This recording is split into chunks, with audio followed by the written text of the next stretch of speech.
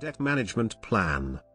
A debt management plan, DMP, is an agreement between a debtor and a creditor that addresses the terms of an outstanding debt. This commonly refers to a personal finance process of individuals addressing high consumer debt. Debt management plans help reduce outstanding, unsecured debts over time to help the debtor regain control of finances. The process can secure a lower overall interest rate, longer repayment terms, or an overall reduction in the debt itself. Overview. DMPs for consumers are often negotiated by a credit counseling agency on behalf of the debtor. Credit counseling agencies often address the debt by working with the debtor to set a budget based on their regular income and expenditures that will then include one regular bill payment that is allocated across the creditors.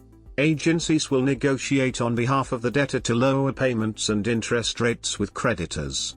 Some of the agencies are non-profits that charge no or non-fee rates, while others can be for profit and include high fees. The effect on the debtor's overall credit score will vary.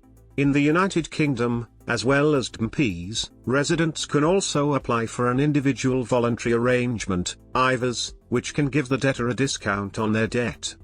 Regulations. United States. In the United States, credit counseling agencies are loosely regulated by the Federal Trade Commission, FTC, the nation's consumer protection agency, which can sue companies that have deceived consumers about the cost, nature, or benefits of their services. Different states may regulate DMPs individually, and attorneys general are empowered to protect state citizens from fraud. United Kingdom. In the United Kingdom, the Financial Conduct Authority is responsible for the regulation of consumer credit and has established a debt management plan protocol.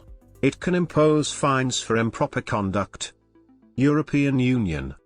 Elsewhere in the European Union, regulation and non-regulation of credit counseling agencies and their approaches, including DMPs, are widely varied.